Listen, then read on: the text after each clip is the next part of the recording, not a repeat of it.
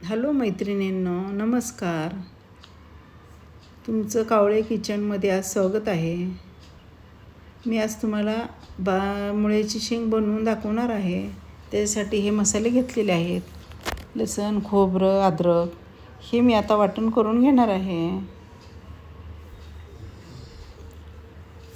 त्याच्यासाठी मी आता कढई गरम करायला ठेवलेली आहे.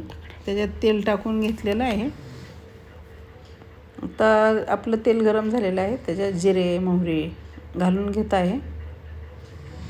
आता जिरे, मोहरी व्यवस्थित गरम झालेली आहे. त्याच्यात मी मसाले टाकत आहे. आता मसाले टाकून घेतलेत. व्यवस्थित त्याला मिक्स करून घेत आहे. त्यात काळा मसाला, धने, जिरे पावडर, लाल तिखट, हळद घालून घेत आहे. त्याला आता व्यवस्थित मिक्स करून घेतलं आणि शेंग घालून घेतली. त्याच्यात ती शेंग व्यवस्थित मिक्स करून घ्या. आता शेंग व्यवस्थित मिक्स झालेली आहे. आता भाजलेले शेंगदाण्याचं कूट वगैरे त्याच्यात घालून घ्या आणि व्यवस्थित आता त्याला मिक्स करून घ्या. कूट घालून झालेला आहे. मिक्स व्यवस्थित झालेलं आहे. मी त्याच्यासाठी गरम पाणी करून घेतलेलं आहे. ते गरम पाणी आपल्याला त्याच्यात घालून घ्यायचं आहे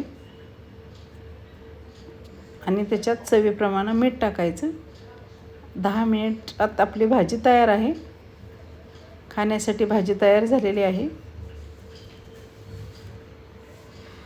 त्याच्यासाठी भाजी आवडलीच तर शेअर करा, लाईक करा. नमस्कार.